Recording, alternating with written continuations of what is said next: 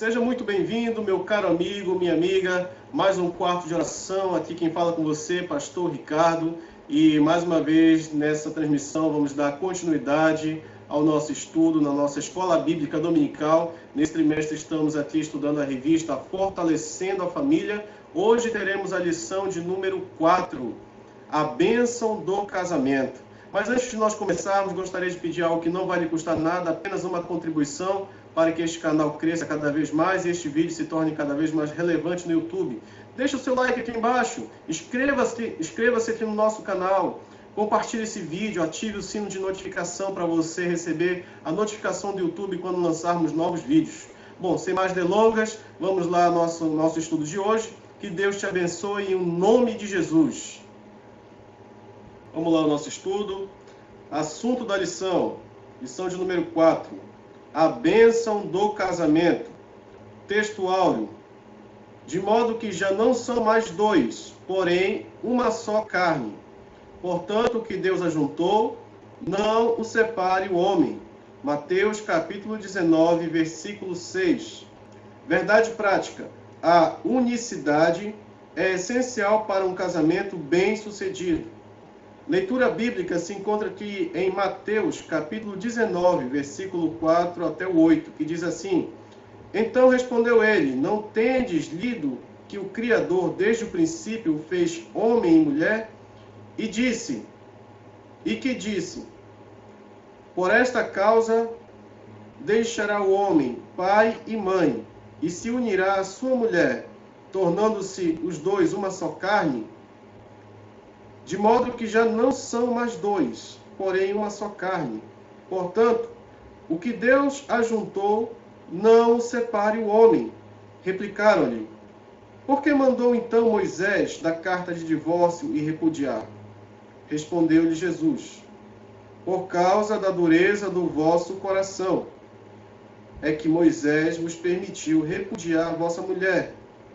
Entretanto, não foi assim desde o princípio. Aqui nós vamos ter 3 tópicos básicos que vão falar sobre o casamento. O primeiro tópico, o que é o casamento. O segundo tópico, as bases do casamento.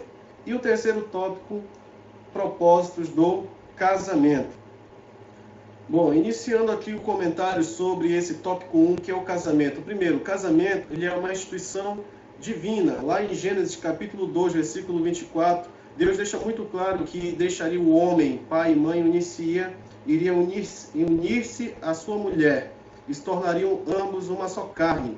Então o casamento ele é uma instituição divina, criado por Deus, ele antecede o pecado na terra. Lá em Hebreus capítulo 13, versículo 4, deixa muito claro que digno de honra entre todos seja o matrimônio, bem como o leito sem mácula, porque Deus julgará os impuros e adúlteros. O casamento também é uma instituição social. Muito antes, os antigos, eles utilizavam o casamento para unir as famílias. Então, hoje nós entendemos que o casamento ele é a base da sociedade. Mas também podemos entender que a sociedade ela é uma extensão do casamento, porque é constituído por várias famílias, vários casamentos. Então, o casamento também é uma instituição legal, haja vista que ele também é regido por diversas leis, que compõem as regras a respeito do casamento.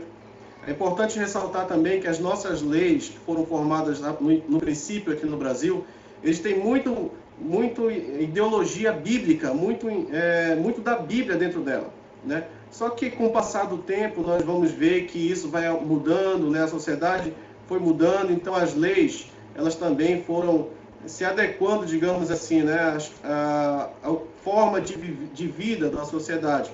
Porém, a gente tem que deixar muito claro aqui que a lei de Deus, para nós, principalmente nós que somos cristãos, entendemos a palavra de Deus, tem que estar sempre superior à lei dos homens. E aqui fica muito claro que em Romanos capítulo 7, versículo 2, e também em 1 Coríntios 7, versículo 10, a mulher está ligada ao marido. Inclusive, lá nos versículos diz que se ela casar com outra pessoa, o marido ainda estando vivo, ela está cometendo adultério. A única exceção que Jesus deixou para o divórcio né? Fica muito claro aqui em Mateus capítulo 19, versículo 9 e Mateus capítulo 5, versículo 32. A única exceção é no caso de infidelidade conjugal ou adultério. É a única exceção que nós encontramos biblicamente para uma situação de divórcio. Mas sempre queremos deixar claro aqui que Deus, ele sempre vai nos conduzir a mim, a você, numa situação dessa, que Deus nos livre, a encontrarmos a reconciliação, encontrarmos o perdão, né? Encontrar a reconstrução do casamento, porque Deus não quer que o casamento seja destruído. Mas entendemos que há certos casos em que ou o cônjuge, né, o homem ou a mulher envolvida numa situação de adultério, muitas vezes não quer se arrepender e reconstruir seu casamento. Nesse caso, né, a Bíblia não nos chama para a escravidão. Aí, nesse caso, realmente entra a questão do divórcio e tem, de certa forma, esse amparo, né, diria assim, um amparo legal para que acontecesse o mesmo. Nesse tópico 2 aqui, vamos ver as 3 bases do casamento. Dentre elas temos o amor, o respeito e confiança. Amor, respeito e confiança. Dentre o amor aqui nós vamos ver, eu queria citar aqui um trecho que se encontra aqui em 1 Coríntios, capítulo 4, até o versículo 7, que diz assim: o amor é paciente, é benigno, o amor não se arde em ciúmes, não se ufana, não se soberbece, não se conduz inconvenientemente, não procura os seus interesses, não se exaspera, não se ressente do mal, não se alegra com a justiça, mas regozija-se com a verdade, tudo sofre, tudo crê, tudo espera, tudo suporta. É interessante falar um pouquinho sobre a questão do amor, porque o amor verdadeiro, ele é altruísta, ele envolve atitudes, ele envolve ações, né? Muita gente entende a questão do amor como algo, um sentimento, um afeto.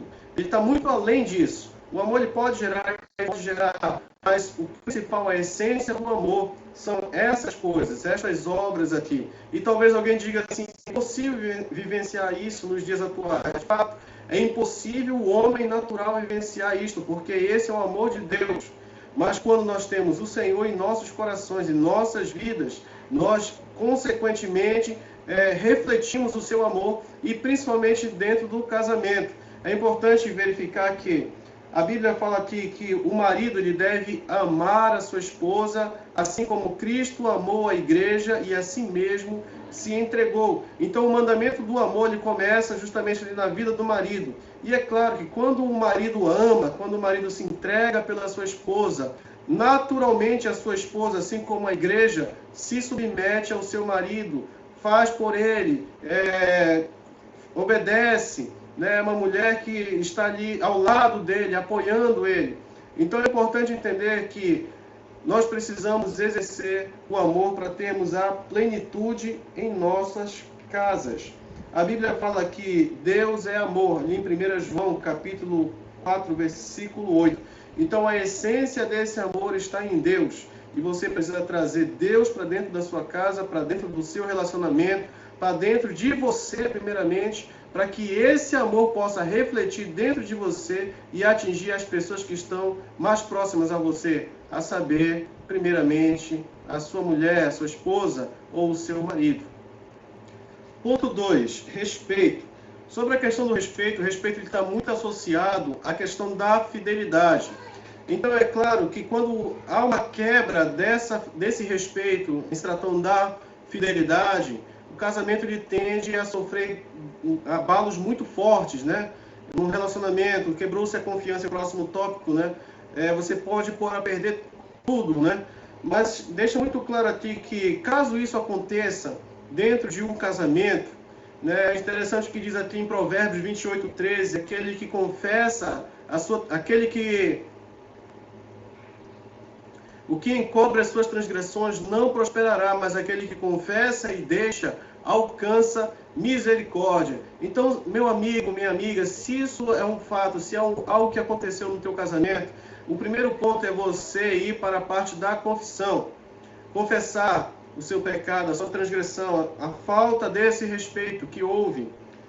E logo lá embaixo também diz assim, lá em Pedro, 1 Pedro, capítulo 4, versículo 8, diz assim: mas, sobretudo, tende ardente amor uns pelos outros, porque o amor encobrirá a multidão de pecados.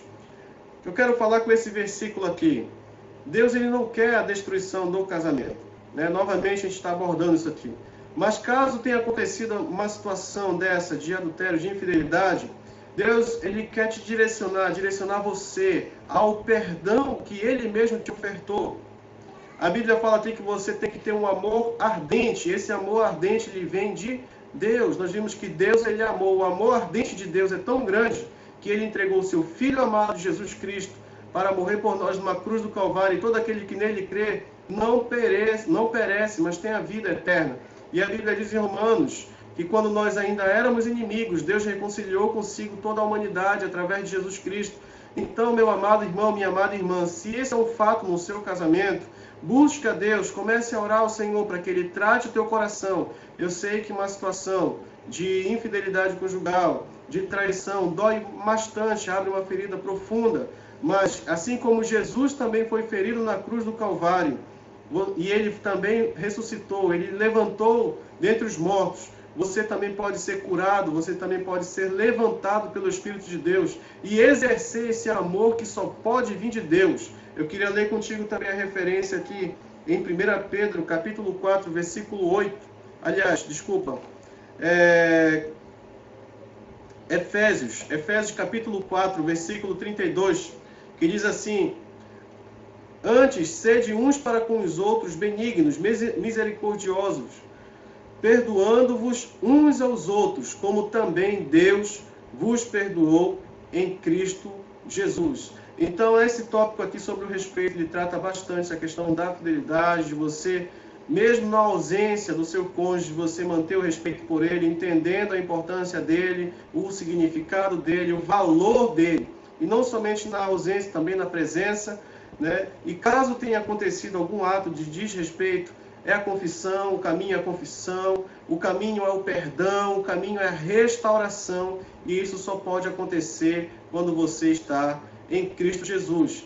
Ambos, né, o homem, a mulher, o casal, a família, tem que buscar a Deus, principalmente nesse momento, no momento em que houve essa quebra. E agora nós vamos ler aqui um pouquinho sobre a terceira base, que é a confiança. Bom, o terceiro ponto aqui é confiança. É importante te ressaltar aqui, como diz uma frase popular que diz: confiança não se impõe, se conquista. Então a confiança ela é conquistada ao longo do tempo, quando você demonstra o amor, quando você demonstra o respeito, né? É importante te ressaltar aqui também uma coisa que acontece muito. Há muitos casais hoje que vivem a situação de um ciúme. O ciúme, diferente do que muita gente pensa, né, que é um amor excessivo, na verdade não se trata de um amor excessivo, se trata de um amor possessivo, baseado num sentimento de medo, este sentimento de medo de perder a outra pessoa. Ou seja, não há confiança no outro, no cônjuge, na pessoa, no seu marido, na sua esposa. Só que eu quero ressaltar aqui uma palavra que está em 1 João, capítulo 4, versículo 18, que diz assim: no amor não existe medo. Antes, o perfeito amor lança fora o medo. Ora, o medo produz tormento, logo aquele que teme não é aperfeiçoado no amor. Então fica muito claro aqui nas Escrituras que quando você está cheio de amor, este amor ele lança fora todo o medo. Então, se há alguma desconfiança aqui, é bom deixar claro também que lá em Coríntios que o amor ele não pensa mal, ele não desconfia, né? Então está faltando de fato a questão do amor. O que está predominando aí nesse coração é o medo. E isso precisa ser tratado por Deus. É claro que eu vou dizer para você novamente, Deus é amor, então a essência de amor é Deus, e você talvez esteja precisando absorver um pouco deste amor na sua vida, para que você possa também transmitir este amor para o seu cônjuge, para o seu companheiro, e você possa adquirir confiança. Aqui no final do versículo ele diz assim, que o medo, ele produz tormenta. Pode observar que qualquer pessoa que está debaixo de um sentimento de ciúme, ela vive atormentada, ela não consegue ter paz. E Deus não te chamou para isso, para você andar sem paz, para você viver um casamento sem paz. Na verdade, você precisa exercitar o amor de Deus e ele vai gerar em você confiança. E também, claro, fica sempre aqui a dica para o cônjuge. Você quer ter um relacionamento cada vez mais sólido, mais firme, você precisa adquirir isto, né? Você precisa conquistar a confiança. Então, ter um momento de conversa, um momento do casal andar junto, um momento do casal, como nós lemos aqui no início da nossa lição, na verdade prática, né? Exercitar a unicidade, ou seja, é aquela união extrema, a união não só de corpos, mas uma união de pensamento também. Isso vai fortalecer a confiança. Transparência é sempre um objeto, diria assim, é o combustível da confiança. Então, exercitando isso, você vai estar formando e fortalecendo a confiança, fortalecendo o respeito e fortalecendo o amor no meio do seu casamento. Vamos ao tópico 3, propósito do casamento. Bom, terceiro tópico, propósito do casamento. Dentro do propósito do casamento, nós temos o companheirismo mútuo. Ou seja, teve um certo momento em que Deus criou o homem e ele viu que não era bom que o homem estivesse só. É interessante, alguns versículos anteriores dessa passagem lá em Gênesis, capítulo 2, versículo 18 ao 24, Deus ele fala que tudo que ele fez é bom, mas depois Deus avalia e verifica que não é bom que o homem fique só. Então, imediatamente, ele cria uma companheira para que possa viver juntamente com ele. Eu queria ler esse trecho aqui da nossa revista que diz assim: esse companheirismo, todavia, vai além da mera convivência e encerra em seu escopo. Qual é esse escopo? Intimidade física e emocional, sexo, cumplicidade de intenções e projetos, comunhão, interação, compartilhamento de ideais e ideias, e etc. Então, várias coisas que envolvem a vida do homem, esse pequeno período de existência, né, em que o homem ele não é bom, né? É mais saudável, eu diria assim, é melhor a convivência quando você tem alguém para compartilhar suas ideias, vivenciar junto, projetar juntos, né?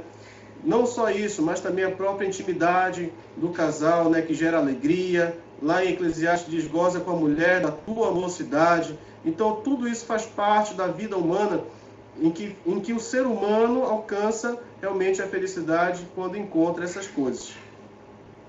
O segundo ponto aqui é a procriação responsável. Bom, o casamento é o ambiente ideal para a geração de filhos, a criação de filhos com amor e responsabilidade. Lá no Salmo 127, versículo 3, diz que a herança do Senhor são os filhos. Então, Deus é que Ele ordena a sua bênção, Deus ordena a sua bênção sobre o casamento, e Deus abençoa o casamento também com filhos. A Bíblia diz lá no Salmo 105, versículo 24, e aumentou o seu povo em grande maneira, e o fez mais poderoso do que os seus inimigos. Isso está se referindo exatamente sobre o povo de Israel, enquanto se encontrava ali no Egito, sob domínio dos egípcios. Deus aumentou o povo de Israel. Então, é de Deus, é promessa de Deus, é vontade de Deus, é bênção de Deus, os filhos dentro de um casamento. E um dos propósitos do casamento é justamente esse, a procriação,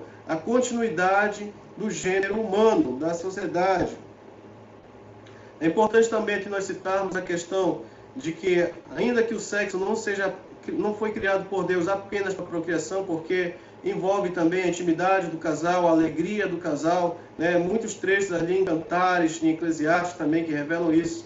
E claro, o casal ele tem esta liberdade, né, de definir quando vai ter os filhos, como vai ser, né, esse ato.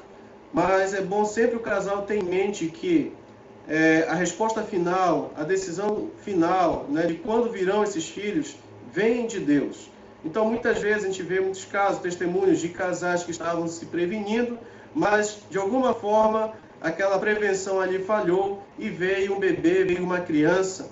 E naquele momento, com certeza, Deus estava abençoando com o bebê, porque é Deus que gera a vida, é Deus que gera o ser humano, é Deus que gera essas oportunidades, e com certeza é a bênção de Deus. Então tenha isso em mente também em relação a este ponto específico da nossa lição. Bom, o terceiro ponto, vai falar um pouquinho aqui sobre cuidado dos filhos. Bom, o último ponto aqui sobre o propósito do casamento é o cuidado dos filhos. É importante ressaltar aqui o que diz a Bíblia em Provérbios capítulo 22, versículo 6. Educa a criança no caminho que deve andar, e até quando envelhecer, não se desviará dele. Então, meu amado irmão, minha amada irmã, Deus não quer apenas que nós venhamos gerar filhos, mas Deus quer também que nós venhamos educar, que nós venhamos ensinar no caminho da justiça, no caminho da verdade, não apenas a educação secular, não apenas os cuidados naturais que devemos ter com os nossos filhos, de alimentá-los, de higienizá-los, e todos os demais cuidados necessários com o ser humano, mas também, principalmente, de formar homens e mulheres cristãos que serão bênção no meio da sociedade, até porque eles também se casarão. Então eles devem ter em nós uma boa referência, não só de palavras, de conhecimento bíblico, mas também como bons exemplos como cristãos. A primeira referência que uma criança tem a respeito de Deus, a respeito do cristianismo, é a que ela vê dentro da sua casa, no lar, quando ela olha para o papai e olha para a sua mamãe. Então eu quero ler aqui com você a aplicação pessoal, já encerrando a nossa lição de hoje. Diz assim: o casamento deve ser encarado como uma bênção. O casamento deve ser encarado como uma bênção que encerra em um grande compromisso diante de Deus e da sociedade. Deve representar a união entre duas pessoas que se amam, se respeitam e confiam uma na outra. E isso deve resultar em bênção para os filhos, para a sociedade, em louvor a Deus. Seu casamento, ele é um instrumento de Deus para abençoar a sociedade. Então terminamos aqui a nossa lição de hoje. Quero agradecer a sua presença, que permaneceu conosco até o término da nossa lição. Hoje tentei ser bem objetivo, bem direto, para a gente não alongar tanto este vídeo. E gostaria de pedir também, se você ainda não deu o seu like aqui no vídeo, dê o seu like e compartilhe esta mensagem para outros casais, outras famílias, outras pessoas que precisam ouvir da palavra de Deus, e divulgue ainda mais esta mensagem. Inscreva-se aqui no nosso canal para você constantemente estar recebendo novos vídeos, ative o sino de notificação. E nós estamos por aqui, Pastor Ricardo, quarto de oração. Meu irmão, Deus te abençoe em nome de Jesus. Continue conosco, receba novas lições. Se você tiver interesse em assistir a outras lições, é só acessar aqui o playlist que vai ficar aqui no canto da tela. Deus te abençoe e tenha um dia abençoado na presença do Senhor, em nome de Jesus. Um forte abraço.